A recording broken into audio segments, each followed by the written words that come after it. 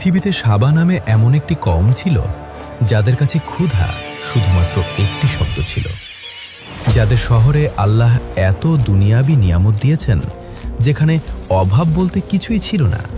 তাদের কাছে সোনা ছিল মাটির মতো সাধারণ, আর পানি রহমতের মতো প্রবাহিত হতো। একবার ভেবে দেখুন, মাত্র একটি ছোট্ট ইঁদুর আর মারিবের সেই বিশাল বাঁধ, দুটি এই অহংকারী জাতিকে তাদের নির্ধারিত তাকদিরের কাছে নিয়ে গেল, যা তারা কখনো কল্পনাও করেনি। না কোনো সেনাবাহিনীর আক্রমণ, না কোনো ভূমিকম্প, না আসমানি বজ্রপাত। এক রাতে শুধু আল্লাহর একটি হুকুমে দুনিয়ার সবচেয়ে ধনী সালতানাত মাটির নিচে দাফন হয়ে গেল। এটাই সেই ঘটনা যা আল্লাহ তাআলা পবিত্র কুরআনে উল্লেখ করেছেন। এটাই হলো কওমে সাবা। দুনিয়াতেই জান্নাত থেকে জাহান্নাম হয়ে ওঠা তাদের এই যাত্রা শেষ পর্যন্ত দেখুন। বিশ্বাস করুন, এই ভিডিও আপনার হৃদয়কে ভেতর থেকে নাড়িয়ে দেবে। কওমে সাবা আরবের দক্ষিণ অঞ্চল অর্থাৎ আজকের ইয়েমেন অঞ্চলে বসবাস করত। কিন্তু তারা কোনো সাধারণ কওম ছিল না, তারা ছিল দুনিয়ার সবচেয়ে সুখী ও সমৃদ্ধ কওম। তাদের জমিন ছিল খুবই উর্বর, বাতাস ছিল নির্মল, আর বৃষ্টি হতো একেবারে পরিমিত, কমও না আবার বেশিও না। কিন্তু তাদের শক্তির সবচেয়ে বড় গোপন রহস্য ছিল মারিবের সেই বিশাল বাঁধ। এই বিশাল ড্যাম থেকে প্রবাহিত নদীর মাধ্যমে দুই দিক জুড়ে ছড়িয়ে থাকা বাগানগুলো পর্যাপ্ত পানি পেত, যার ফলে সেখানে এত বেশি ফল উৎপাদন হতো যে কোনো মুসাফির সেখান দিয়ে ভ্রমণ করলে তাকে অভুক্ত থাকতে হতো না। পবিত্র কুরআনে আল্লাহ তাআলা নিজেই এই দৃশ্যের বর্ণনা করেছেন। সাবা কওমের বসবাসের স্থানে একটি নিদর্শন ছিল, ডান এবং বামে দুটি বাগান। আর তারপর আল্লাহ বলেন, তোমরা তোমাদের রবের রিজিক খাও এবং তার শুকর আদায় করো। তাদের উপর এটা ছিল আল্লাহর রহমতের একটি পূর্ণাঙ্গ নিদর্শন। এই মাসে খুব ভালো মাছ শিকার করা গেছে। আমাদের ব্যবসা প্রতি মাসেই আরো উন্নত হচ্ছে। শহর ছিল পরিচ্ছন্ন, নিয়ম শৃঙ্খলা ছিল সুসংগঠিত, মানুষ ছিল নিরাপদে। কুরআন এই শহর সম্পর্কে বলেছে, এটি উত্তম শহর এবং তোমাদের রব ক্ষমাশীল। এটাই ছিল জমিনের উপর এক টুকরো জান্নাত। এই কওমেরই সবচেয়ে প্রসিদ্ধ একজন শাসক ছিলেন, তার নাম রানী বিলকিস। তাফসির ইবনে কাসির অনুযায়ী বিলকিস ছিলেন একজন বুদ্ধিমতী, প্রজ্ঞাবান ও শক্তিশালী রানী। তার সিংহাসন ছিল বিশাল, তার শাসন ব্যবস্থা ছিল মজবুত, আর তার সালতানাতের নাম দূর দূরান্ত পর্যন্ত প্রসিদ্ধ ছিল। এমনকি তার খ্যাতি পৌঁছে গিয়েছিল হযরত সুলাইমান আলাইহিসসালামের কাছেও। হযরত সুলাইমান আলাইহিসসালাম ছিলেন সেই নবী যাকে আল্লাহ এমন শক্তি দান করেছিলেন যে শক্তি আর কাউকে দেওয়া হয়নি। জিনেরা ছিল তার হুকুমের অধীনে। তিনি পশু পাখিদের ভাষা বুঝতেন, আর পশু পাখিরা তার ভাষা বুঝত, আর তার জন্য বাতাস প্রবাহিত হতো। তিনি বিলকিসের কাছে একটি চিঠি পাঠালেন। পবিত্র কুরআন সেই চিঠির শব্দগুলো এভাবেই বর্ণনা করেছে। এই চিঠি সুলাইমানের পক্ষ থেকে, এবং এটি শুরু হয় আল্লাহর নামে। আর তাতে আল্লাহর সামনে সিজদায় ঝুঁকে পড়ার আহ্বান জানানো হয়েছিল। বিলকিস রাজ্যের নেতাদের সাথে পরামর্শ করলেন এবং নবী হযরত সুলাইমান আলাইহিসসালামের জন্য সোনা, রূপা আর অনেক মূল্যবান রত্ন উপহার পাঠালেন। কিন্তু সুলাইমান আলাইহিসসালাম সব উপহার ফিরিয়ে দিলেন এবং বললেন, আল্লাহ আমাকে যা দান করেছেন তা তোমাদের এই সম্পদের চেয়ে অনেক বেশি উত্তম। এখানেই রানী বিলকিস বুঝে গেলেন তিনি কোনো সাধারণ বাদশা নন, তিনি হলেন আল্লাহর নবী। এরপর তিনি নিজেই হযরত সুলাইমান আলাইহিসসালামের কাছে এলেন। আর যখন তিনি সুলাইমান আলাইহিসসালামের নির্মাণ করা কাচের প্রাসাদে প্রবেশ করলেন, তখন রানী বিলকিস সেই কাচকে পানি ভেবে নিজের পোশাক তুলে ধরলেন যাতে তার পোশাক ভিজে না যায়। তখনই প্রকৃত সত্য প্রকাশ পেল। সেই মুহূর্তে রানী বিলকিস বললেন, হে আমার প্রতিপালক, আমি ভুলের মধ্যে ছিলাম, এখন আমি আল্লাহর উপর ঈমান আনলাম। তাফসির ইবনে কাসিরের বর্ণনা অনুযায়ী রানী বিলকিসের পর কওমে সাবার লোকেরাও ইসলাম গ্রহণ করে। এটাই ছিল কওমে সাবার আধ্যাত্মিক ও পার্থিব উন্নতির সর্বোচ্চ শিখর। কিন্তু সময় কখনোই একরকম থাকে না। রানী বিলকিসের যুগ শেষ হলো, প্রজন্মের পরিবর্তন হলো, শাসকও বদলে গেল। আর সময়ের সাথে সাথে কৃতজ্ঞতার জায়গা দখল করে নিল অহংকার। এই বাগান আমরা বানিয়েছি, এই বাঁধ আমরা নিজেরাই দাঁড় করিয়েছি,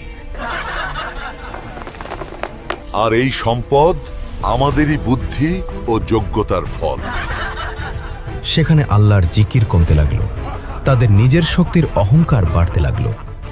আল্লাহ তাদের সতর্ক করলেন এবং তাদের জন্য নবী পাঠালেন, কিন্তু তারা নবীদের বিদ্রূপ করল। নবীরা তাদের বললেন, এই বাগান এবং বাঁধ তোমাদের বুদ্ধির কৃতিত্ব নয়, এটা তোমাদের রবের রহমত।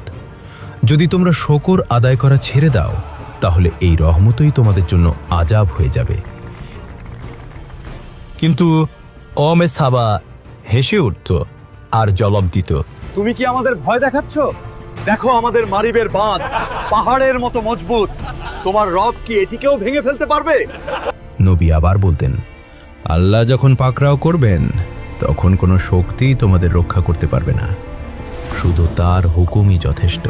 কিন্তু কওমে সাবার মানুষের অন্তরে ছিল শুধুই অহংকার। তারা বিদ্রূপ করে বলতো, যদি আযাব আসতো তাহলে এতদিনে এসে যেত।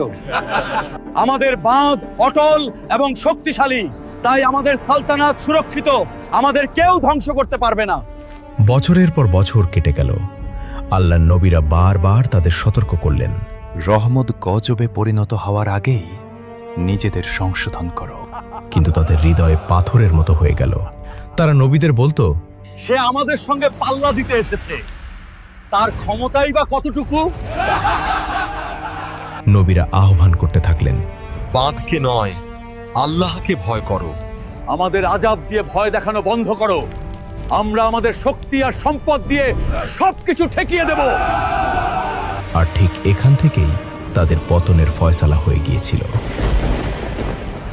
এরপর কুরআন এমন এক কথা উচ্চারণ করে যা মানুষের বিবেককে ভেতর থেকে কাঁপিয়ে দেয়।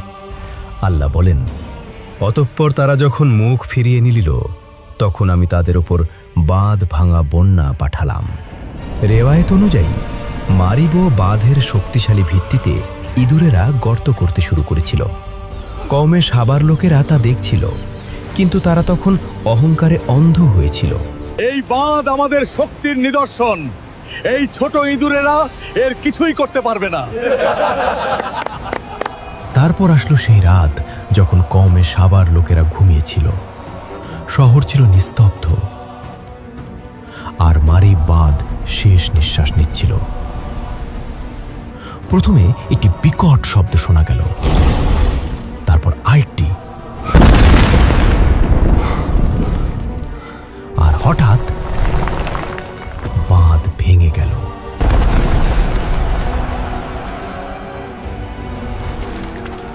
যে পানি একসময় ছিল রহমত, এখন তা গজবে পরিণত হয়েছে। মানুষ চিৎকার করতে লাগলো। কেউ বলল, বাঁধ তো শক্তিশালী ছিল, তাহলে কিভাবে ভেঙে পড়লো? কেউ বলল, কিন্তু পালানোর কোনো পথই ছিল না। কোরআনে আল্লাহ বলেন, অতঃপর আমি তাদের ওপর বাঁধ ভেঙে দেওয়া বন্যা পাঠালাম।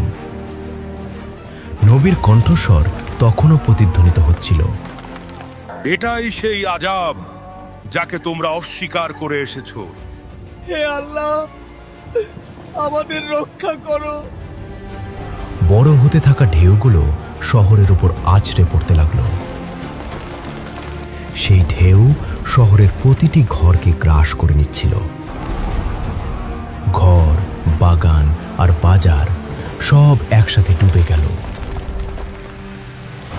মানুষ চিৎকার করছিল শুধু নিজের প্রাণ বাঁচানোর চেষ্টায়।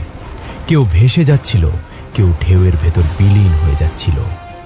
মুহূর্তেই সকল আর্তনাদ গজবের ভেতর মিলিয়ে গেল। শেষ পর্যন্ত একটি বিশাল ঢেউ তাদের সবাইকে চিরকালের জন্য নিস্তব্ধ করে দিল।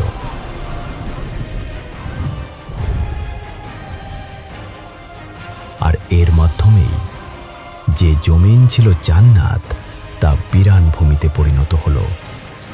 বাগান মাটিতে মিশে গেল, ঘরবাড়ি ভেসে গেল, শহরের পর শহর ধ্বংস হয়ে গেল, প্রজন্মের পর প্রজন্ম শেষ হয়ে গেল, শুধু ঘটনাটাই ইতিহাস হয়ে রয়ে গেল।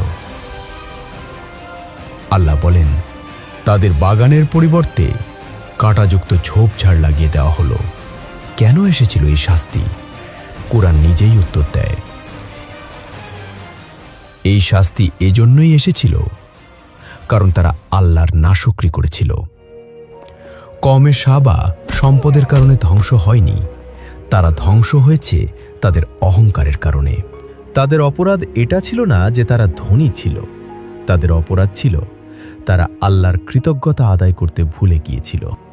কিন্তু এই ঘটনা শুধু তাদের জন্যই নয়, এটা আমাদের সবার জন্য শিক্ষা। যদি আল্লাহর দেওয়া নেয়ামত আল্লাহ থেকে দূরে সরিয়ে দেয়, তাহলে তা আর রহমত থাকে না, তা আযাবে পরিণত হয়। ভেবে দেখুন, যদি একটি ছোট ইঁদুর আল্লাহর হুকুমে একটি সম্পূর্ণ কওমকে ধ্বংস করে দিতে পারে, তাহলে আমাদের অবস্থানে বা কোথায়? আমাদের কমেন্ট করে জানান, সম্পদ নাকি অহংকার, কোনটা কওমে সাবা ধ্বংস করে দিয়েছে।